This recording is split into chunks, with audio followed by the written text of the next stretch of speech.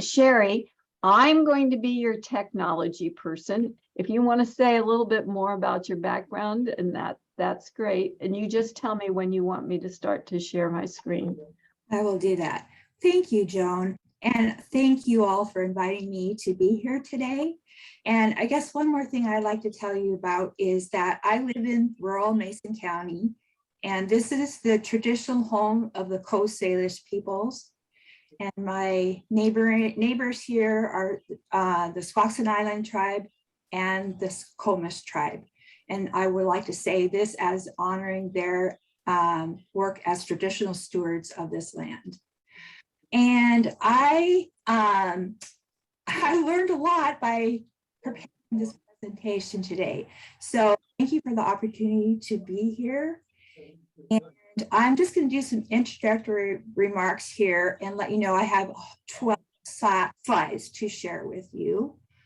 The purpose of my presentation is to give a broad overview of the forest lands in the state of Washington, identify key agencies involved in their management, the connection to our two existential crises of climate change and loss of biodiversity, ways in which we can become more informed about forestry issues, and forums for advocacy.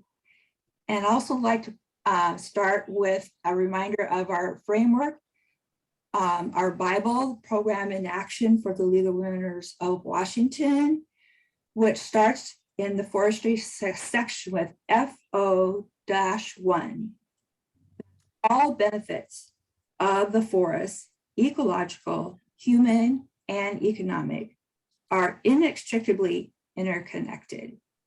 Healthy forests are essential to habitat for a diversity of plant and animal life, to the hydrologic cycle, and to carbon storage to mitigate global warming. In addition, healthy forests are essential to a forest products industry with jobs and goods they provide, and to the economic and aesthetic values of their recreational opportunities. Therefore, the League of Women Voters of Washington supports laws and policies to ensure that forest management for timber extraction, recreation, or any other activity is carried out in a manner that will sustain healthy forests, streams, and habitats. And then, Joan, if you just start slide 1.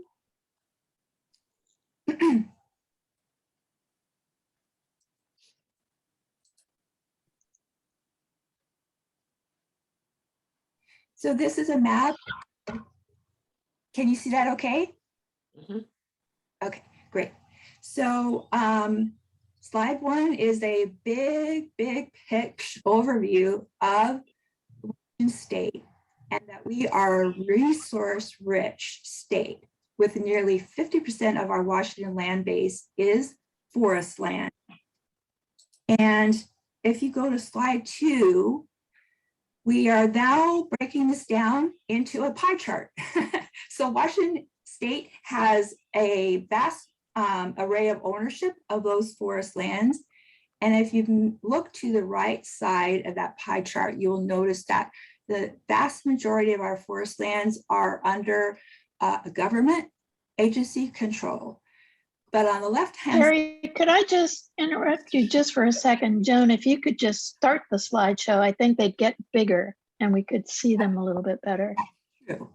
Thank you. Yeah, click on slideshow and then up in the top there, very top menu bar says slideshow, file, home, insert, design, transition, animations, and slideshow. If you click on that, then it should say start with the current slide.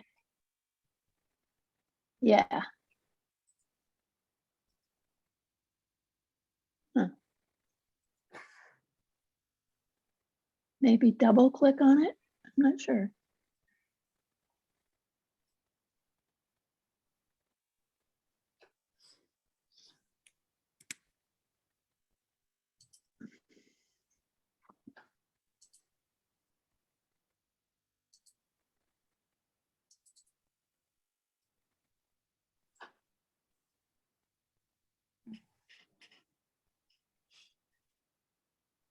or if you go to slideshow.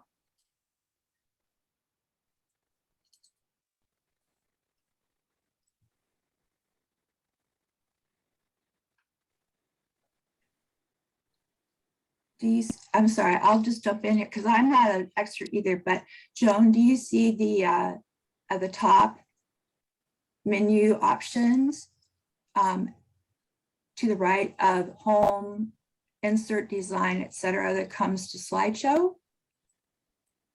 And if you click on that,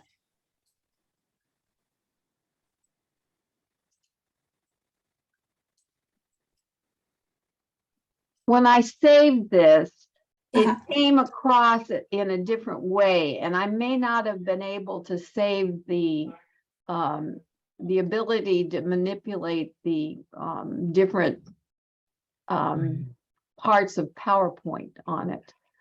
I mean, I saved the PowerPoint itself, but I didn't necessarily save the slideshow, if that makes any sense to anybody.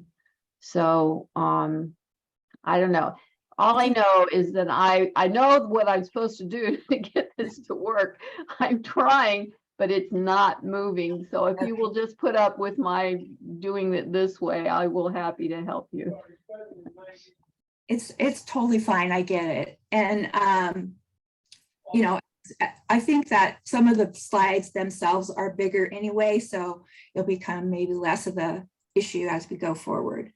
But the main thing that I wanted folks to have understand in this pie chart is the degree in which forest land in Washington State has a ownership that is public, that is the government is the owner, and they should be managing for public good.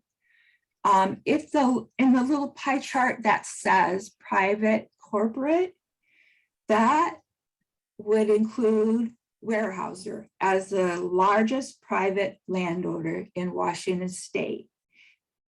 Weyerhaeuser owns 900,000 acres in our state. And if you go to slide 3,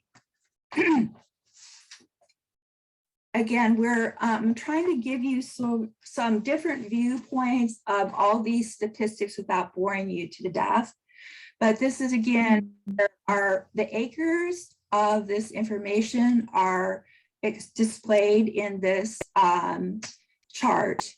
And one of the things I really would like you to pay attention to here is not only the acreage, but direct jobs and total jobs, which include direct, indirect, and induced. So as the FO1 blurb, if you will, from our position in program and action states, we have a resource-rich state. We also have an industry tied to this resource. And so it's important when we talk about this that we're mindful of the people that are employed in this industry, which, as you heard, I retired from working for a private company. And so I'm familiar with that side of the equation and want to make sure we're respectful when we talk about all of these issues, that we're not sounding as if we have a agenda that isn't mindful of the people that are involved.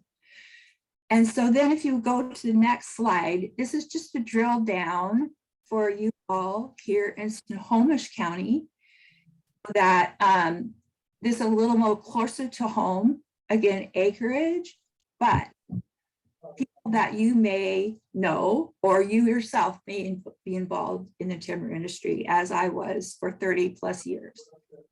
And I happen to live in a neighborhood where the neighbor's at the top of my road. He is a log truck driver. So that's his family's source of income. And so that is a very important thing to me, that I'm looking at the human element of this discussion as resource preservation. Okay, next slide, please.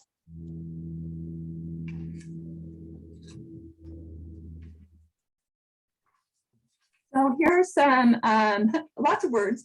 I wanted to give you some forest ownership details because there are a lot of acronyms out there, And I didn't want to assume that everyone understood all of these and their connections to the ownership of forest lands in the state.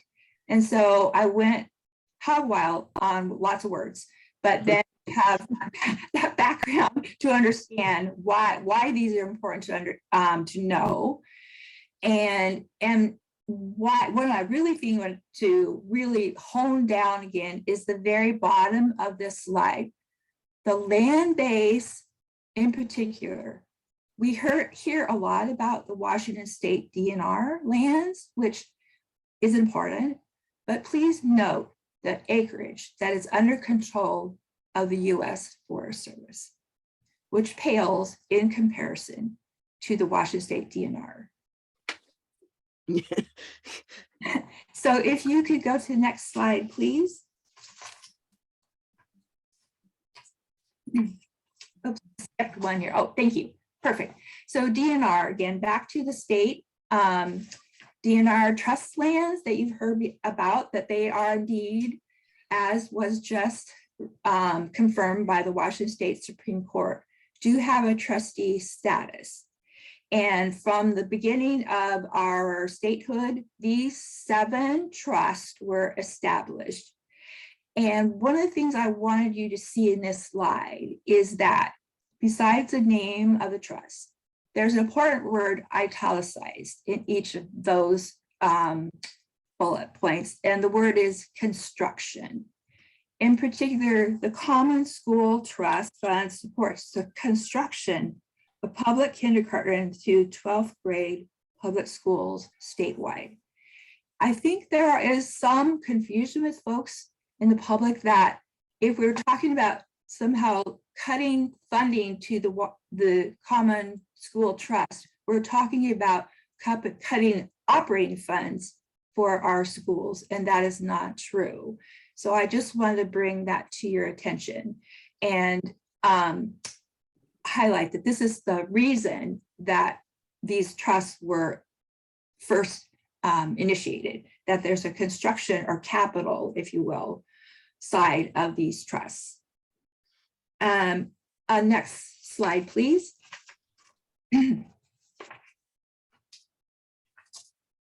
So here's what keeps me awake at night and why I wanted to become the issue chair for forests.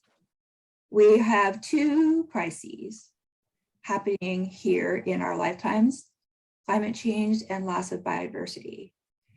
And so there's 2 things that need to happen simultaneously. We need to stop burning fossil fuels, moving to clean energy sources, and we need to draw down the dangerous levels of CO2 in the atmosphere. Both things need to happen. And I sometimes feel that there's a lot of coverage and press and attention about our need to stop burning fossil fuels, but less attention paid to the need for the drawdown part of this equation. And so that's another part of it, what I'm hoping more people start talking about in their out loud voices, and it's not just scratching around in my brain. And I am going to, this is a little blurb about an amazing paper that was just published by Dr. Beverly Law and her team, and it's entitled Creating Strategic Reserves to Protect Forest Carbon and Reduce Biodiversity Losses in the United States. And if you Google that, you will find it immediately. But if you have trouble, let me know and I'll send you a link. And one of the reasons I wanted to highlight this particular paper is that she did the hard work of synthesizing more than 90 research papers and coalescing all that information into a digestible format. So I really would like you to, maybe as your homework assignment today, is to download that report and read that thoroughly. And one of the main things I really would like you to see about that is the emphasis again on federal land management. And so please pay attention to that. I'd like to just, I have the paper right here, and I just want to quickly read you one paragraph from this document.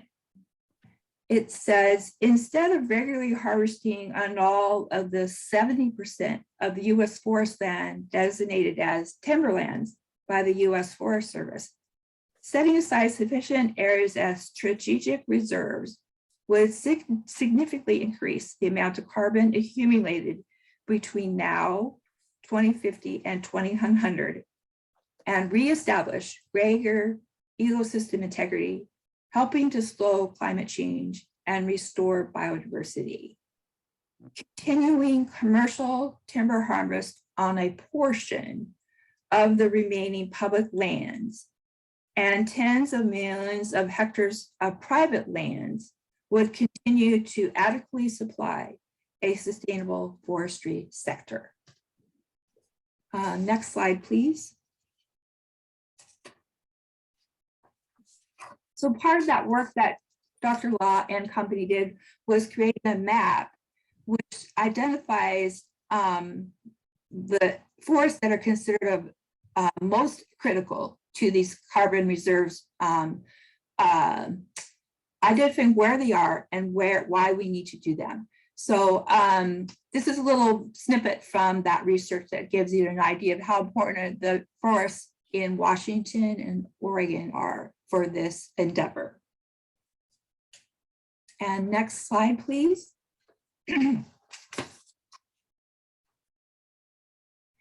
Okay, so I titled this Facts and Hard Questions. So here's one thing I'd like you to take in is that what I think is a fact, and a lot of the top scientists in the world consider a fact, is not universally accepted. So that is one of our challenges, is to make sure we can be well informed as citizens, to listen to these experts, to do our best to still distill what they're saying into everyday language, so we communicate this with respectful mindfulness to other folks that are coming from a different perspective.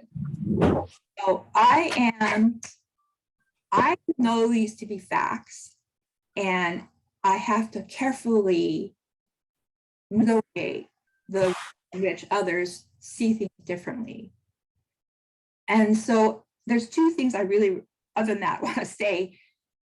At the second to last bullet point, we've talked about restricted areas on forest lands, DNR, and federal lands. However, 6.1% of the forest land in the coterminous US is only 6% of the forest land in the coterminous US is protected at the highest level, with 0.2% restricted nature reserve to protect biodiversity, 4.8% in wilderness, and 1.1% in national parks. So not a whole lot is really, really, really totally protected. A change in administration can change what is considered protected. And so here's the red line question. So how do we achieve our preservation targets, given the pressing needs to increase carbon removals from the atmosphere, make substantial reductions in carbon emissions, protect biodiversity, and slow the accelerating species loss? I wish I had a silver bullet. Do not. But this is what we need to deal with, and the magnitude of the question. Next slide, please.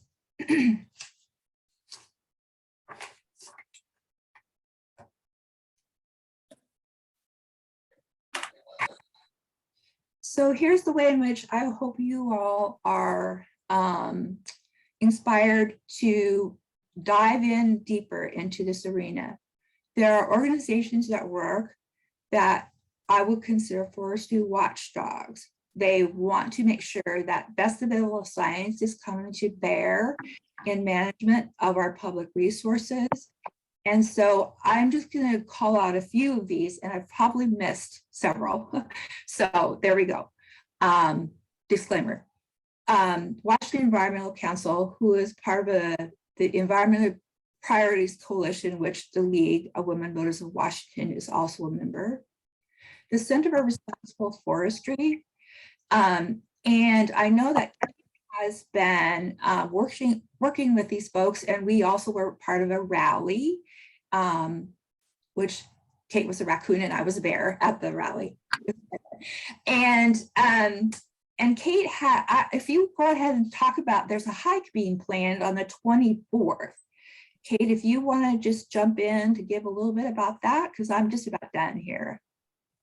Let me let me find the description, and I'd be happy to do that, but it'll take me a sec to find that thing in my email. Okay. And so I know that you said it was on the 24th, Saturday, 1 to 5, at the Wet Cactus Timber Cell. That's a creative name. And it sounds like the Sierra Club is involved as well. Yay, Sierra Club. I didn't put you on my slide, I'm sorry. So that was a mistake on my part. Yay, Sierra Club. I'm also a member of that. So I'll just jump. Oh, I have the details now if you want me to talk about it just briefly. Great. It is out just west of Darrington, a few miles, and north of 530. So it's about an hour drive from Everett, and I think people are going to park just short of that. And we did send this out membership wide, Sherri, just to let you know. But Brell Froby, who is from the Center for Responsible Forestry, who has coordinated is coordinating advocacy to protect legacy forests, has helped us organize this hike. And it is on Saturday from 1 to 5, and it's less than a mile out and back. So, but there is no trail, so you have to be prepared to walk over some logs, etc. But not serious bushwhacking. I think it's a long way, but it's an opportunity to see the nature of a legacy forest and just do a field check so that you can talk about it. And I think that's what I hope that we can start doing in Snohomish County, and hopefully convince our Snohomish County Council to do the same thing that Thurston County Council did, which was unanimously to pass a resolution asking the Department of Natural Resources to stop cutting legacy forests in Snohomish County. So I think that would be really important. This is an opportunity to get to know one of them and what they're talking about. And you can register at brell@c4rf.org, and I will put that in the chat. Or answer questions if you want. Wonderful. Perfect. Thank you, Kate. I'm so glad that you all got that organized. Yay. And so I'll just jump back over to the right side of the screen. That I wanted to make sure that you saw that the League of Women Voters of US has endorsed the Climate Forest Campaign. And if you missed the about that, if you go to the Evergreen Voter email, which was dated September 9th, there is a notice about that where you can see the letter that the League signed, and which was sent to the Department of Interior and the Department of Agriculture, the heads of the agencies. So please take a minute to read that letter. It's really important. And it was, to give you a little background, I've been involved in the national level of the climate interest group that's around forest and wildfire issues. And I think it was a tiny bit of a heavy lift to get the League of Women Voters US to endorse this letter. I mean, and it's important to have a process, and I understand the integrity of our organization is important to maintain. So I just wanted to let you know, I was so happy that happened. You know, that was like, okay, this is a really important thing, and yay for us. Yay for our lead that we're standing on this very important issue. So yay, my forestry bones were very happy that day. And then my last two slides are just, okay, what about citizen involvement? There's several ways that you can, besides being in these organizations, to kind of do the educational part of making our brains bigger and more aware.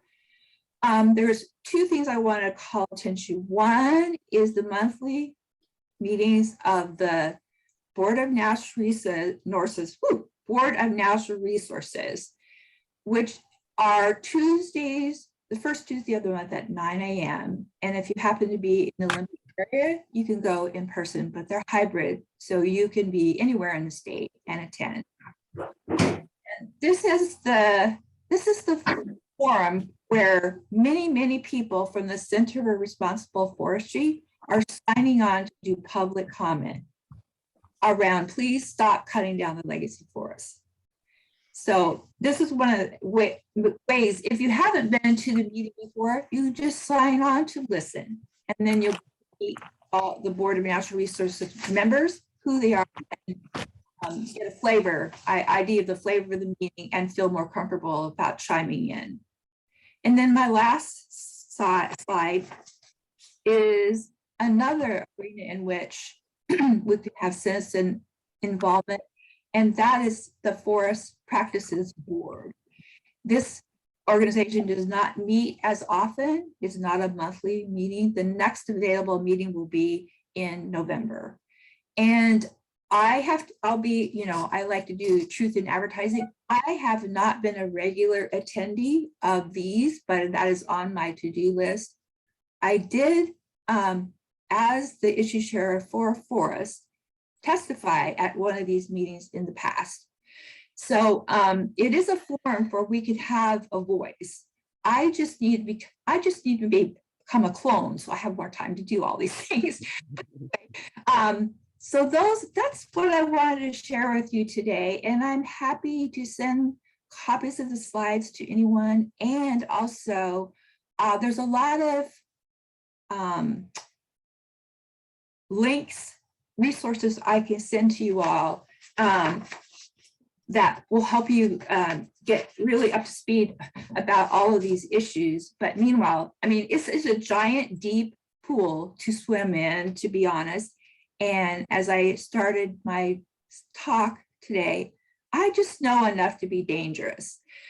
But I'm still this, but here's what happens when you're dangerous is you go, okay, I did that wrong. That's okay. Now I know, I'm better, I'm learning. And I still think we need to be courageous. That's where I'm coming from. It's time to be courageous. Even though I make a mistake, that's part of being a human. Just be courageous. And here's what's close to my heart. I know how important it is to preserve our forests. Well, and this is certainly a heartfelt message, and you're bringing it to the family here, Sherri. It definitely is something that's been burning in our hearts too. We have a number of, I'm sure there are questions out there for you, and this is our time with Sherri. So if anybody would like to ask Sherri a question about some of the work, and are there particular issues other than legacy forests that right now are of paramount? I noticed we're worried about biodiversity. Is more being done about preservation of wildlife corridors throughout the various counties, Sherri? That would be a question to you. There was kind of like, I could have gone down about at least 15 more rabbit holes in this arena. So I had to really kind of put some sideboards on what I was to present. But yes, in fact, I need to follow up. I've heard that our Senator Rolfes is working on a bill about biodiversity. And I need to do some research about what is she up to and what does that look like and what is she proposing? So and here's my commitment to you all. When I hear about these things, I can blast out what I've learned and how you could possibly help in driving those buses going forward. So yes, this is another important area. The other big part, which I didn't talk about today, which is a giant issue, is our wildfires. And so again, there is a giant amount of information out there, and some of it is being promoted by the U.S. Forest Service, is not the best available science information. So I'm just going to say that with a little bit of a caveat that we have to be careful, because there is a lot of misinformation floating around public here. And this is one of the reasons that I have joined the Pacific Northwest Forest Climate Alliance. And that organization is connected with many of the top scientists, top ecologists in this arena. And you get a chance to interact with these folks. Sherri, there's a question too from Kate, which is Kate, do you want to ask your question here? It deals with sure. I'm just a little bit of the not a little bit, but the strategy of civil advocacy.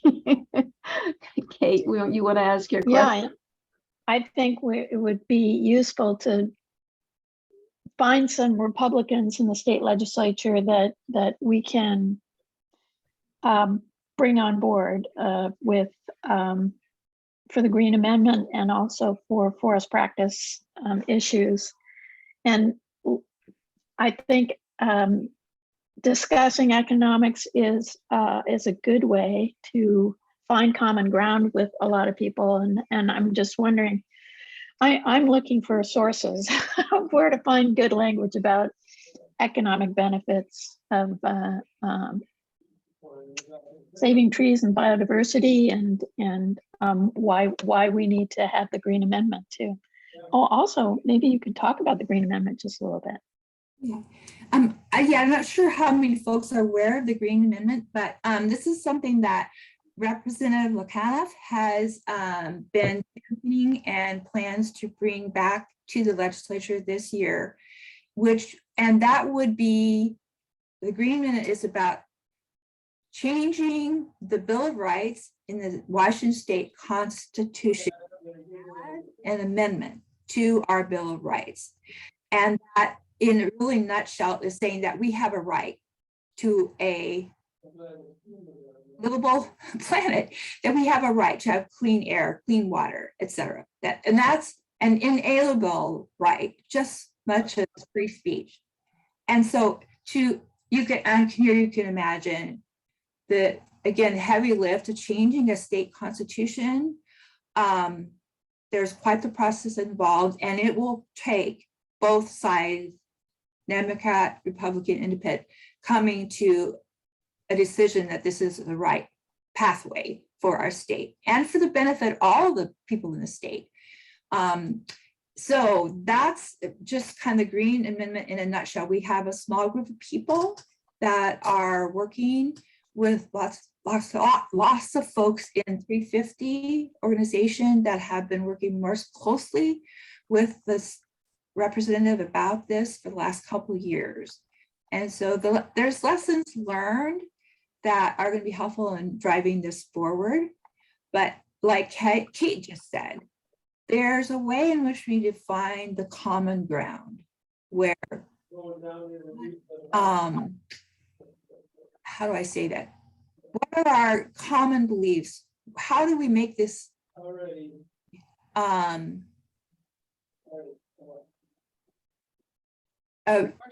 that we have common values, and we're not asking people to give up a heartfelt conviction in them. We'll find that common ground to go forward. to understand how that can benefit all people in the state. So, and then question about requiring a constitutional convention would not. Yeah, that was not my understanding. It would eventually have to be passed by both the houses of the state, and then it would go onto the ballot for people to vote on. So multiple steps involved. So do we have other questions here while we have Sherri in our midst to ask about what's going on at the state level and so forth? So this is our opportunity. She's she's doing all that good work for us in Olympia. Sherri, we really want to thank you for coming and being with us today. I think I figured out what I did wrong. Karen's got her hand up, so she wants to ask a question. And I in the future, I'll know how to run that PowerPoint ahead of time, but I didn't do it. I didn't set it up initially right. That was my error. So Karen. Yeah, I just have a curiosity question. You were talking about the DNR and the sales of timber linked to construction. And I really appreciated that distinction because I wasn't clear on that. But I'm wondering also, it's a small piece of curiosity. In linking it to construction, are they also linking it to use of forestry products in construction, or is it purely a monetary, we're going to sell and make the money and use that for construction? Can you say a little bit more about that? That's a really great question. Let's see, how would I think, I don't know that I understand the whole of that, although I see where the distinction you're making is, yes, if we're saying we're going to, even if the building is made out of brick, right? We're still funding a new steel building. It could be made out of steel, concrete, brick. We're still cutting down trees, usually in rural communities, to build a school in an urban setting, which is why things are getting really skewed, that the main recipient of school construction funding has been the Redmond School District. Not the Mason County School District, not the Shelton School District. So this is why Chris Rachtal, who's one of our superintendent of public instruction, as well as a BNR board member, is trying to realign those funding channels. So if the trees are cut down in Mason County, wow, that should fund a school here, right? Not Redmond. So he's trying to work on how to make that equitable. And I think my understanding is the legislature obviously is going to have to make some changes in this whole process, but he is driving that part of this changing of how we do school construction. Thanks for that clarification. That's a complicated issue, I'm sure. Yeah, thanks. Dana had a question too here about the trust lands, trust forests. Dana, do you want to ask your question here to Sherri while we have her? Sure. I really appreciate your presentation. It's amazing. I just wonder if you feel the trust forests are being managed well to optimize sustainability and money for the school constructions. Wow, okay. I have to dance around the question a bit, to be honest. I'm with friends, right? And I don't want to lose my job as an issue chair for the league. No, my short answer is no. And here is why. The DNR's mindset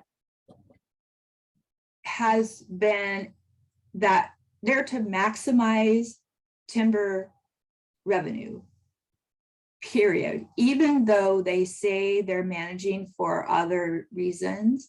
And some of that is obviously happening. There's recreation happening, etc. But Here's the point that is Exhibit A in the courtroom.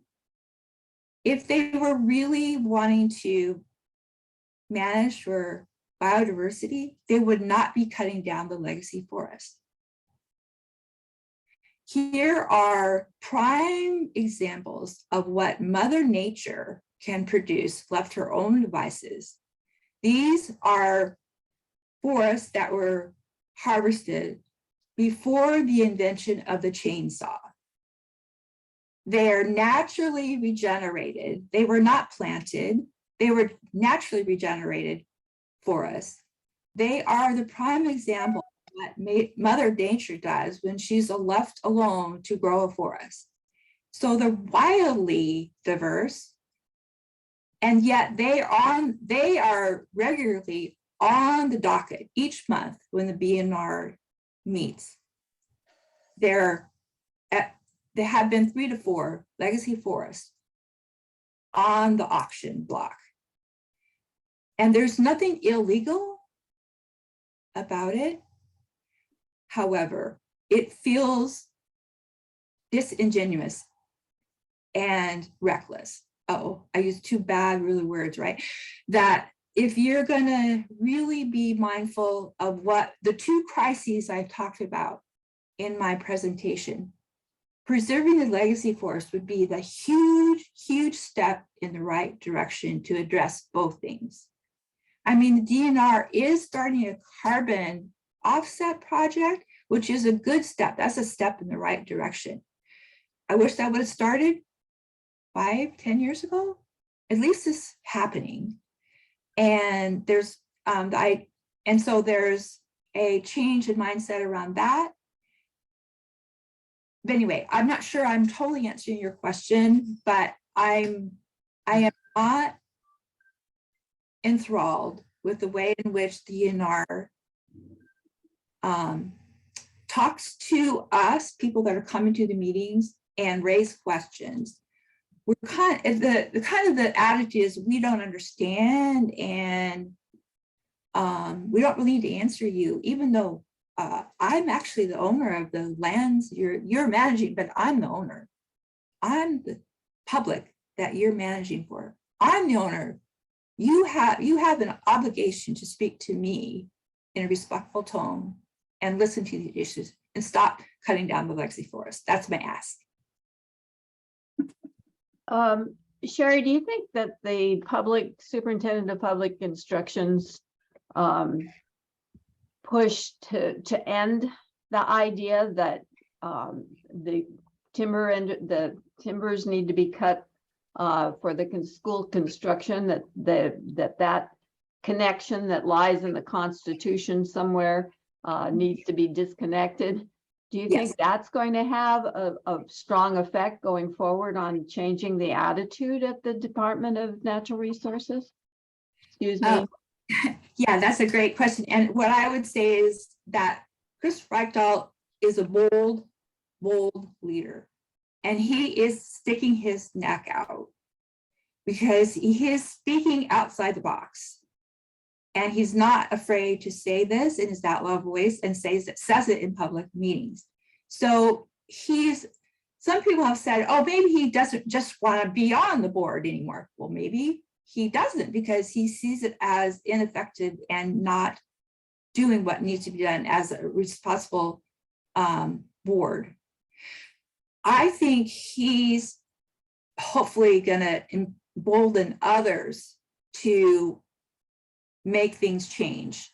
However, here's me saying my out loud voice. I have concerns about our Commissioner of Public Lands. She could change things tomorrow. She has the power to make that change tomorrow of how things could be done differently. She has that much power. But I see her as someone who is too close to the timber industry. And here's another case in point. If I was in a courtroom, I would ask all of you to go to the Public Disclosure Commission website the PDC website. And please look up Hillary Franz. She has not declared her candidacy yet, but she's actively taking campaign financing, and you will find quite a bit of money coming from timber companies, those organizations which she is supposed to be regulating. So it may be not illegal, but it might be a little unethical, and it makes me wonder and a little bit sick to my stomach. So. Thanks for your honesty, Sherri. I mean, you've been there in Olympia. You see those you have those insights that those of us are not necessarily cognizant of. So we really appreciate your coming, and we have a full agenda today. So I wanted to mention that if you want to stay, you're welcome to stay. We are going to be talking about something that has some conflict with that. Kate, you have your hand up. I see your hand going there. So Kate, go ahead. I just would like to ask this question, Sherri.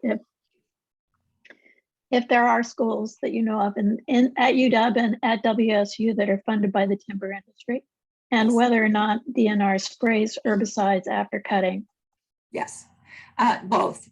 Yes. If you look at the list of the 7 trusts, you will see that WSU and the University of Washington are recipients of trust funding. So there, in my opinion, that's a bit of a conflict of interest, that you're making a decision about funding, and you will be the beneficiary of that income, right? Your institution.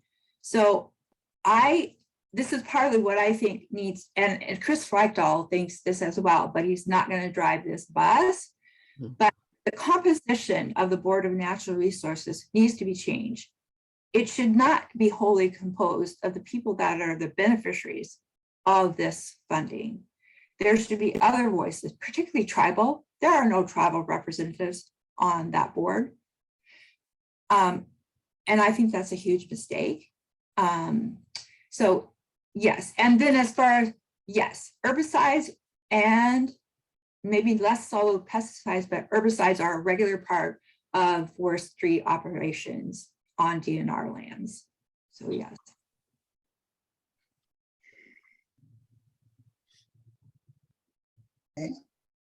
Any other questions here last minute?